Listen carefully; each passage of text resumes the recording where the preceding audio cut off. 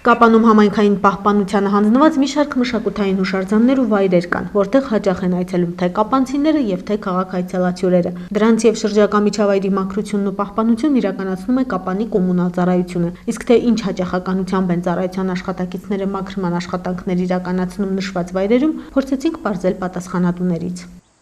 Ունեն գրաֆիկ մաքրելու համար, օրինակ այս տար մաքրել են Գարեգին Նժդեհի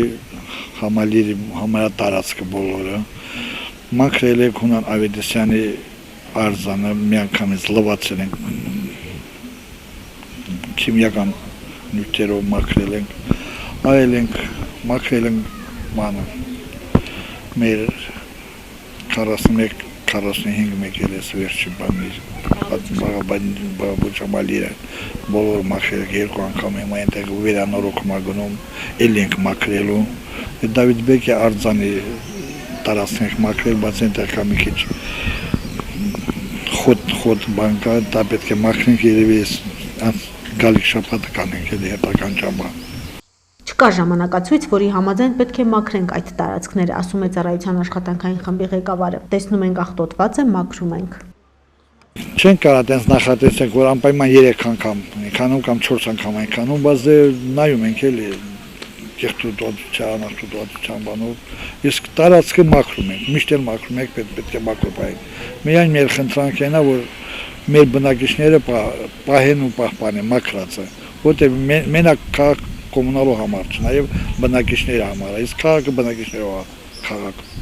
Նախատեսում են մեկ շաբաթից մաքրել Դավիթ Բեկի արձանի շրջակայքը, իսկ արձանները լվանալու համար նախապատրաստական միջոցներ պետք է ձեռնարկեն։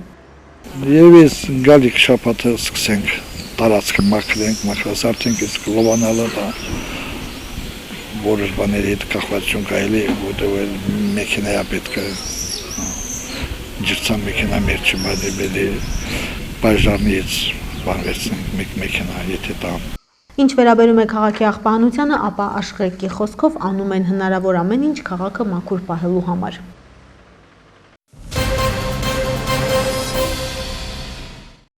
Սեզոնային թունավորումների եւ աղիքային վարակների վտանգը շոգ օրերին ավելի է մեծանում, որից ամենաշատը տուժում են երեխաները։ Հասկանալու համար, թե ինչպիսի իրավիճակ է Կապանի նախակրթարաններում, զրուցեցինք մի շարք տնօրենների հետ։ Կապանի համար մեկ նախակրթարանում սնունդը անձամբ վերահսկվում է տնօրենի կողմից, այստեղ որևէ դեպք չի արձանագրվել։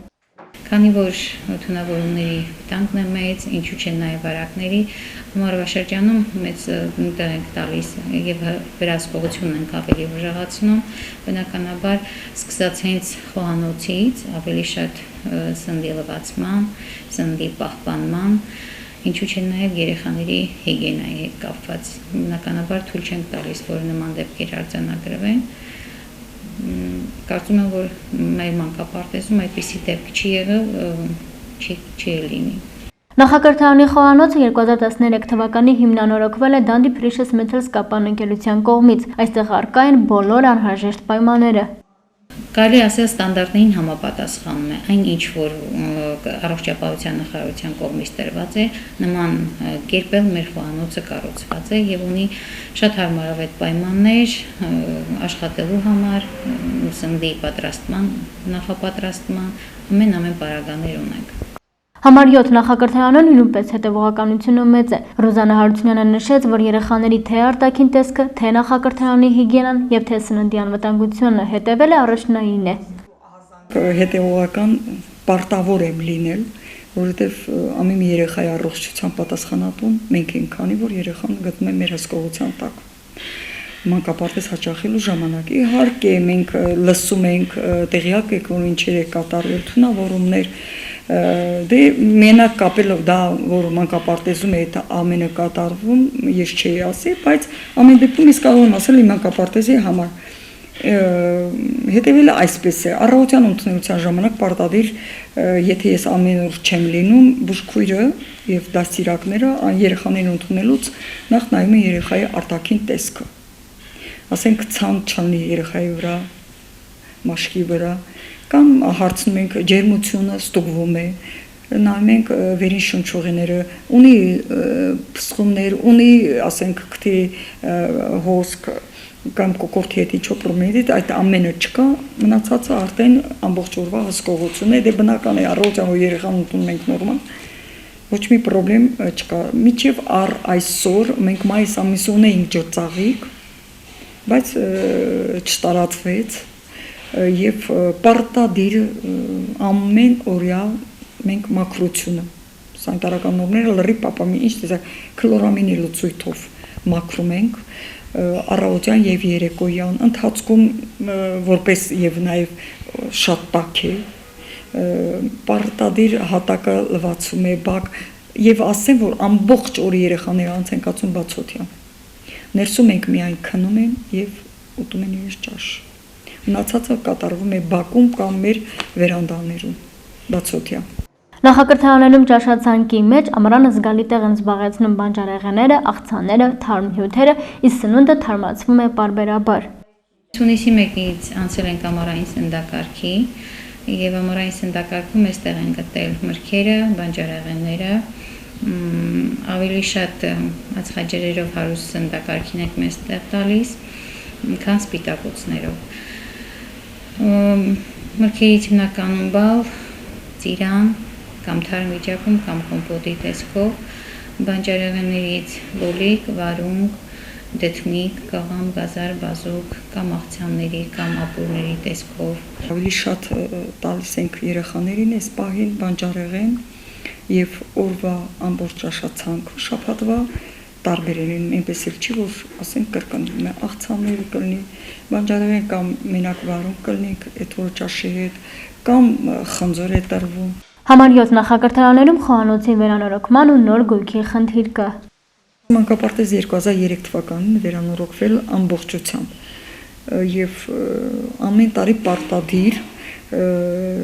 մասնակի կատարում ենք ինչ տեսակից ասենք ներկերն ենք թարմացնում հատակի լաքն ենք թարմացնում բայց այսօրվա վիճակով խանութի միանշանակ ենթակա է ամբողջությամբ կապիտալ վերանորոգման որտեղ պայմաններն են փոխվել այսօր ամեն ինչն է փոխվել եւ այնտեղ գազօջախի հետ կապված խնդիրները մոտորակիչը չի աշխատում մի խոսքով այ իմ խոհանոցը ենթակա է բայց դա չի խանգարում որ մենք մտածենք որ այսինքն չպահենք մեր նորմերը Նախակրթարանների տնօրենները զրույցի ընթացքում նշեցին, որ նախկինում երբ վերահսկողությունը սանէպիդկայան էր իրականացնում, պարբերաբար ստուգումները ավելի են մեծացնում աշխատակիցների զգոնությունը, սակայն դա չի նշանակում, որ այսօր հսկողությունը թույլ է։ Երեխայի առողջությունը կարևոր պայման ընդունելով փորձում են զերծ մնալ հնարավոր վարակներից ու հիվանդություններից։